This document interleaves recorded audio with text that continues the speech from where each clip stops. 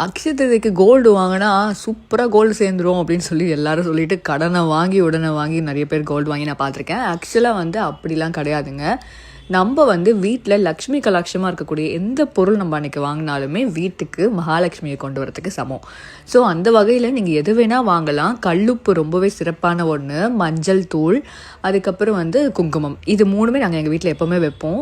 அது மட்டும் கிடையாது, நாங்கள் வந்து சில்வர் வாங்குவோம். கோல்டை விட சில்வருக்கு தான் அதிகமாக வந்து ஸ்பெண்ட் பண்ணுவோம். அந்த டைமில் சில்வர் வாங்கணும் அப்படின்னா சுக்கிரனோட ஈர்ப்பு இருக்கும். அது மட்டும் இல்லை, குடும்பம் செழிக்கும் அப்படின்றது அந்த காலத்து ஐதீகம். அதுதான் காலப்போக்கில் வந்து தங்கம் வாங்க சொல்லி வந்துடுச்சு. தங்கம் வாங்குறது நான் தப்புன்னு சொல்ல வரல. முடியாதவங்க அட்லீஸ்ட் நம்மளால் முடிஞ்ச கல்லுப்பு வாங்கி வீட்டில் வச்சோம் அப்படின்னாலுமே அதுவே நமக்கு சிறப்பான ஒன்று தான். நாங்கள் வந்து சில்வர் வாங்க போனோம். சில்வருக்கு அப்போ அவ்வளோ வேஸ்டேஜ் போடுவாங்கன்னு எனக்கு தெரியாதுங்க.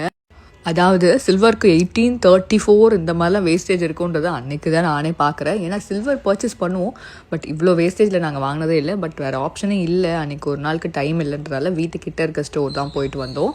அப்புறம் அந்த நாள் ஒரு இன்ட்ரெஸ்டிங்கான விஷயம் என்ன அப்படின்னு பார்த்தோம்னா வந்து அக்ஷய திருதி அன்னைக்கு நம்மளால் பல்லியை பார்க்க முடியாதான். ஏன்னா குபேர பகவான் இருக்கார்ல, அவர் வந்து அக்ஷய திருதி அன்னைக்கு நீ வெளியில் எங்கேயோ வரக்கூடாது அப்படின்னு சொல்லி பல்லி கிட்ட கட்டளை இட்டிருப்பாராம். மீறி நம்ம பார்த்தோம் அப்படின்னா கண்டிப்பாக எல்லா வளங்களும் கிடச்சிரும் அப்படின்றது அந்த காலத்து ஐதீகம்.